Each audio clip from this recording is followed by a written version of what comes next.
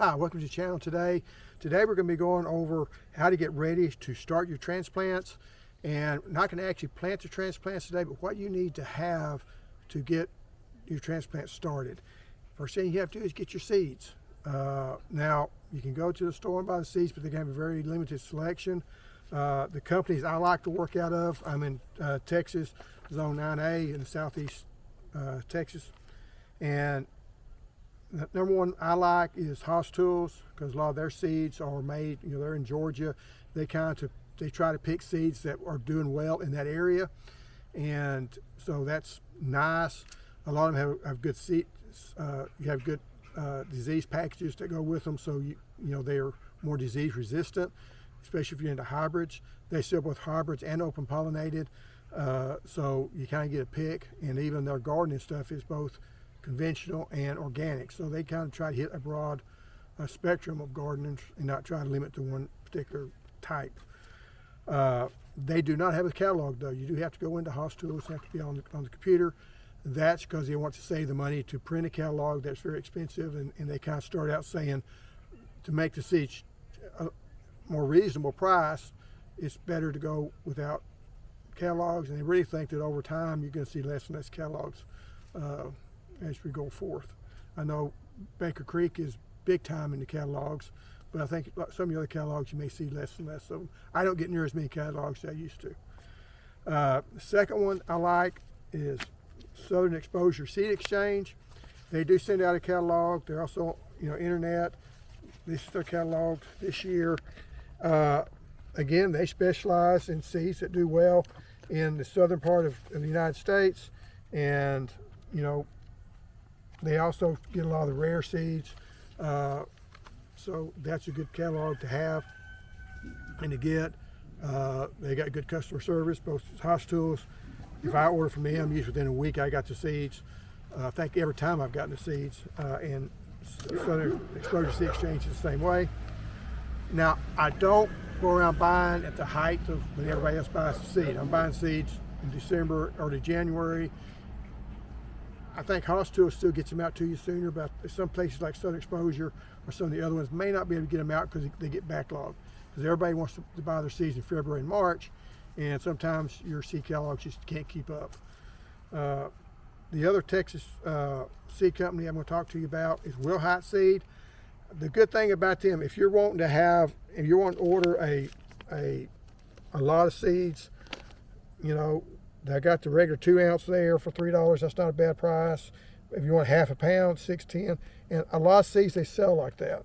You can get, if you're a market farmer, that's just a good place to buy your seeds because it's reasonable. Been in business a long, long time. Thought they might say when. Well, they changed from '94. They changed Will Height Seed Company to Will Height Seed Incorporated. So, I think it said 105 years they've been in business. So, and they sell a lot of old-time type seeds. Now, Victory Seed Company is where I get a lot of my dwarfed varieties of tomato plants. They're also in Texas, up around Dallas, and I didn't bring it out. But if you look at Epic Tomatoes by Craig LaHoutier, they tried to get most, if not all, of the varieties he mentions in that book and that collection. They have a large number of those type of seeds, a lot of your heirloom seeds, and also your open pollinated seeds, which is two different things, or can be. Another one I've never bought from, but I think is also good up there in South Texas, is Mary's Heirloom Seed. And they really specialize in, if you have raised bed gardening, they'll sell you seeds cheaper, but you don't get as much of them. Like you may order a package of bean seeds, they may have 20, 30 seeds in that package. For me, it doesn't work because I got a 50-foot row, and I'd have to buy 2 or 3 packages to fill out that row. But if you're in a raised gardener, you may only need 15, 20 seeds. So, and they only charge you like $2, $3 rather than the $4 or $5 that you may have to get for a 100 seeds at other places. So, and they have a large selection. I think they have 900 different seed varieties, and they're all open pollinated heirloom seeds. none of these seed companies sell GMO seeds, so you don't have to worry about that. There's only one GMO seed that is available to gardeners, and it's a tomato seed, and that's all the company sells. So if you're buying from a seed company, all of them are going to be non-GMO. Don't worry, don't get those confused with heirlooms. Heirlooms is two parents, they crossbreed them, and you get the F1 hybrids. All garden seeds start out as hybrids, and then they stabilize that hybrid, and it becomes open pollinated. So short talk on that. The next thing we need to do is get set up for the seed trays. I hate those one-time use temporary seed trays you get at the big box stores. They're flimsy, the roots will wrap around. What I like is the Prop Tech trays, and this is a Prop Tech 162 cell trays. And what I like about these trays, they got a hole in the bottom if you need to push them out, like brassicas. Tomatoes, once they get big enough, you can just pull them out. And what I like about these, though, is the way these are designed, the roots do not go around, they go down. So they'll go, the roots will develop, and they'll be going straight down rather than going in a circle, so you don't get them root bound. And then also about the durable trays, you have to buy these separate. The two places I bought these from, Haas Tools has them if you want to buy like one or two. If you want to buy, like I bought 10 of these trays. I think I got 7 left. And then 5 of the watering trays. Probably should have bought them all the same number. They're a lot cheaper if you buy a bunch at one time. The reason being is if you buy them all at one time, the shipping, and if you order something like over $200, you get free shipping. So it's just, if you order 10, these are like $15 a piece, if I remember right, or used to be. Things have went up, but I don't know. I didn't price them, but as opposed to $50, they're selling you for $15, but you got 10 of them. So make some friends and go in together, and it'd be a good way of doing it. The other thing you have to set up, you got to set up your trays, you got to set up your lights with some way to move that light up and down. One mistake people will make is they'll take those seeds, they'll put them in their trays, and then they'll put the lights up about this high. That's way too high. You want your lights about 2 to 3 inches. And if the plants are kind of going down, the leaves are going down, you might go them too low, you can raise them up a little bit, but most people's problem is they put them up too high and the plants get leggy on them. You do want to make sure if you're using the regular lights, the non-LED lights, the fluorescent lights, I'll think about it here in a minute. The fluorescent lights can get hot, so be careful of that, but usually even 2 or 3 inches apart, you're still okay. I'm gonna get you one of those thermometers, those infrared thermometers. They're great to see how hot they're getting. The other thing is, and the next part is when to start your transplants. Now that's going to vary. You want to start them about, if you're not trying to take any chances, they always say set them out 2 weeks after your last frost date. To me, that's way too late. To me, I want 2 weeks before your last frost date, and figuring you're going to have to cover them once or twice to keep the frost off of them. That way you're a month ahead of time, and that way you're beating that hot weather that we get in Texas or in the South, and you're beating that time frame. To do that, if you're growing them inside in your kitchen or in your living room where it's just plenty of heat, you're staying in the 70s, 4 weeks is all you need. So don't get them started too early. I probably still start them too early this year. I may start them this next weekend. Not this weekend, but next weekend. So I try to get somewhere around the 15th. Martin Luther King's birthday is what I did last year. And that's a good time to start for me in Zone 9A, because that way I'm looking to try to get them out about Valentine's Day. I want a 4-inch plant at Valentine's Day, so if the weather looks good, that I can get them out and set them out. If it doesn't, then I still can, because they'll go from this high to this high in about a week. So you kind of got to be careful. You can get them too big really quick. And the problem you get if you got this tray filled up with tomatoes, and it just takes one little old tray, right? But you put those in the solo cup and all of a sudden you got a huge area of tomato plants. And I have done that to where my whole living room got to fill up with tomato plants. I had them all over. I had them all on my front porch, trying to harden them off. It caused problems. So that can be a problem unless you got a lot of room. If you're putting them in a garage and think I'm just going to keep the garage fairly well heated, the problem is it gets cold at night. Same thing as you try in the basement. We don't have basements down south because we don't need basements. Fun fact, the reason people up north have basements is because they're required to have basements because their soil freezes, and to get water into the house, you have to have your pipes coming in the house to 10 foot deep. Here, our soil doesn't freeze, so we don't have to, and so we just don't have a need for a basement. But if you have an area that's colder, like a garage or something, it gets cold, it's down in the low 60s at night, it may be 6 to 8 weeks. So just be cognizant of that. For tomatoes, if it's in the 70s, you don't need a heat mat underneath them. I've been doing fine without them. Peppers, you probably do. Heat mat's probably a good idea, but you got to have a thermometer. You have to have a gauge on, make sure you don't get too hot. This year, I did do a little better, and yes, Nicole and Cynthia, I did label my seeds, Trace.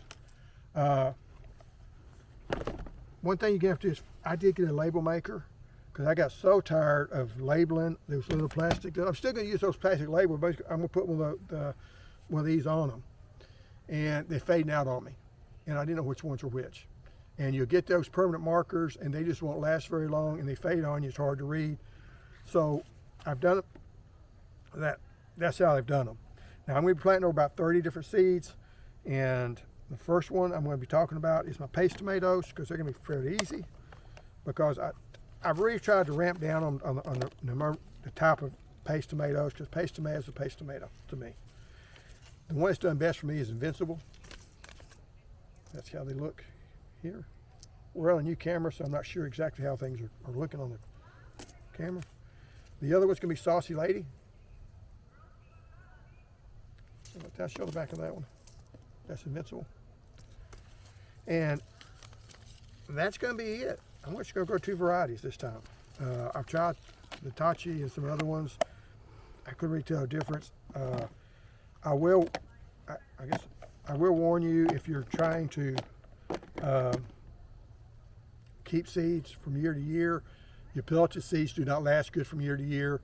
That's one reason I went with the Invincible and the Saucy Lady. They were not pelletized, so I can keep the seeds from year to year. The pelletized seeds, just the germination goes down on them pretty quick.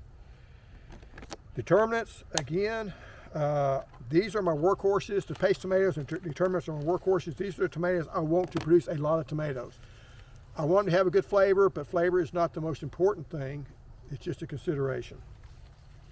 Haas Tools is a good one. Just a good old workhorse, got a great disease package in them. That's the back side of the seed deal. And they've done well for me in the past to make good sized tomatoes. Roaster is another one that I'll be planting. Same thing, good seed package. Supposed to have pretty good flavor to it. Which one did I do? Okay, Neptune. Neptune's one I'm going to plant. I've never planted before, and the reason I'm planting it is supposed to have a lot of disease resistance and also supposed to be able to handle the heat better. And these others are supposed to be able to handle the heat also, but we'll see how they go. So that's going to be my determinants, and these are going to make up 2 full rows. So I'm going to have at least 32 plants of those two, 16 each. I'm doing 1 row of paste, 1 row of determinants. Now my indeterminates is where we start getting really crazy with them. I'm planting a lot of indeterminates. So I'm only going to be planting about 2 plants per variety. So I'm getting a large variety. So I'm going to kind of test them out. I really could not reduce any from last year because I was out a lot with my wife. She had a transplant, 2 organ transplants. So I was with her at the hospital. We got like 70 inches of rain in the first 5 months of the year. So weeds went crazy. So really it wasn't fair for any of the plants. I wasn't able to tend to the plants, so this is going to be a new year. First one on my list, and this is no particular order, this is just how I end up putting them together. The first one's going to be Berkeley Tie-Dye Pink. And I think they're just a really pretty tomato. I've had Fred's Tie-Dye as a dwarf. We liked it, so I'm going to try it as a full-size plant. The next one, this is going to be Cherokee Purple. Now, this is the actual Cherokee Purple that Craig LaHoulier came up with. They did do a thing that I thought was interesting, saying like 75% of the, or 2/3, something like that, of the tomatoes that's sold as Cherokee Purple is actually either black cream or another variety. It's not actually the original one. And Victory Seeds, and I think Southern Exposure Seed Exchange, both got the original from Craig LaHoulier, so he knows that they're the originals. So we're going to give those a try. So I actually have the original one. I've just never grown that one that much. Why? I don't really know. Polish is another one that's not supposed to look real pretty, but it's the opposite. It's supposed to have great taste, according to Mr. LaHoulier. So I'm trying that one out for the first time this year. You also get to see where I bought the seeds from. Lucky Cross was another one I came up with, and it was a cross between Little Lucky and another one. He doesn't know which one it is. Brandywine Pink, and that's the one Cindy has pushed me to grow. It didn't do very well last year, but like I say, last year was a bad year, so we're trying again this year. Dr. Wachi's, it's one that will produce 4 or 5 tomatoes every year. You're not going to get a great production out of it, but they're really good tasting. They actually don't last very long, so when you pick them, you need them in a day or two because they just don't have a long shelf life. But my wife really likes the flavor of them, and they're moderately productive, so I'm not going to say it's, I won't grow one. If all it's going to produce me is 2 or 3 tomatoes, I'm not going to grow it. To me, it's not worth the space. Green Giant's another one that did not do well last year, but I'm giving it another try this year. So Green Giant is, I've never had a green tomato. These are not for fried green tomatoes. They're actually a fully ripened tomato. They just have the green skin color to them. Raspberry Mocha, I grew it once. I don't remember a whole lot about it. I did it 3 or 4 years ago, but I'm gonna try it. I got the seeds, I'm gonna try it again. Mosquitoes are getting out. That's what I love about Texas, Southeast Texas. We got mosquitoes in January. Sarcasm, by the way. I really like the Chef Choice varieties, so I went with Chef Choice Orange last year. Again, it's nothing good last year. Chef Choice Orange Black is one I grew 2 years ago and got really good results. I got like 13 tomatoes all at one time off of them. It was those purple tomatoes that I like. Chef Choice Pink, again, it's just, I'm growing it because the Chef Choice Black did so well for me. Purple Boy, I've grown for several years. It's never really, it will grow you a cup of really big tomatoes and then you get smaller tomatoes with it. But I don't mind that. I'm not necessarily growing for size. Low size is always nice to have, but I'm giving it a try.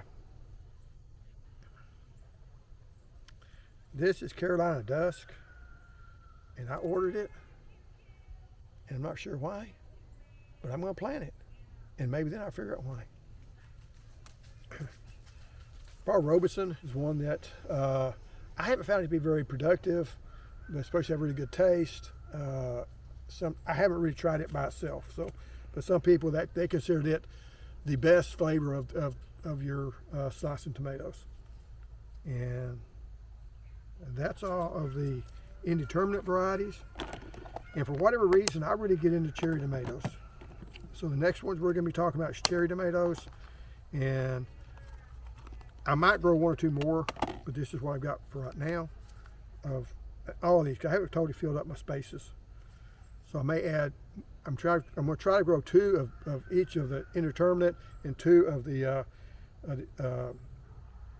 cherry tomatoes. So I have 2 plants. I don't like planting just 1 plant because it doesn't give you it could be. I have had 1 year I grew a sun gold on one end of the row and a sun gold on the other end. The sun gold made really good on one end and not very good on the other. So if I just grew the one, it'd been the bad one. I might think, well, sun gold's not that great. But really, sun gold's a very great tomato. You really need to plant it. But the first one I'm going to grow this year is going to be Red Torch, because Red Torch did really well for me last year. It did not split bad. Most of your longer tomatoes do. And it made longer into the season than any of the tomatoes, which surprised me. I did not expect that. And I talked to another guy that used to be a market farmer, and he was the same way. He was really impressed by it. The next one I got is Coyote. And Coyote is a current size, very small size tomato, but it makes like crazy. It's a very vigorous plant. It's got a very sweet flavor to it, and some people's favorite tomato. They liked it better than the Sun Gold. So, and Brad's Atomic Grape, it looks really neat, and some people seem to really like it. Some people really hate it. So I figure which one I'm at. I've just never grown it before. Sunrise Bumblebee is other people's favorites. It hasn't been that productive for me, but I'm going to give it another try and see. Sun Sugar is a derivative of Sun Gold, and supposedly has more crack resistance. And another one is Torringina. I get real close on that one. I tried it last year. The vine itself wasn't that healthy, but produced a lot of tomatoes on it. So, and it was in a bad spot. They got weeds really bad, but verdict is out on it. Where I think I'm going to try to figure out, do I like the Sun Gold, the Torringina, or the Sun Sugar best this year? I was going to do that last year and it just didn't work. And then I would score one of them. But last year again wasn't a great year. Purple Bumblebee is a really pretty cherry tomato. It's got really good taste. The skin's a little thick on it, but it's probably my favorite tomato. And like I say, I really like it. I'm growing that from me. And the cream of the crop, Sunset Torch. I don't remember anything about it last year. And the Plum Drop, same way. I've got the seeds. I planted it again. Last year was just a bomb. Chocolate Cherry is one that I just like to grow. I like it a lot too as far as the flavor. It does tend to get lanky on you. It's going to be a 10 to 12 foot tall plant if you let it, which seems crazy to me. Of course, then we got the old Sun Gold that I've got. And I do encourage you, if you're a first time gardener or hadn't grown very many tomato seeds, Sun Gold's a good one to have. Mountain Vineyard, it's one of the plum type tomatoes, very sweet and very productive. So, and then I've got the Mingle Mix that Haas Tools put out. I bought it last year. They had some seeds on sale. I didn't make a spot for it last year in my garden. I am this year. Again, I can see how it goes. Napa Chardonnay. Nicole really liked that name for some reason. And we're going to see how it I don't have a whole lot of seeds in it, but it does pretty good. It's pretty good. It's pretty good tasting. And I'm not sure on this one. I've got it out, so I'm going to mention it. But Champagne Bubbles. It was fair. It kind of fell behind the Sun Gold and stuff, so I might or might not grow that. But anyway, that's the seed varieties that I've got. If anybody's got the Beefy Purple and you want to trade, that's one that it's a determinate tomato. It doesn't get very tall. It's brand new this year.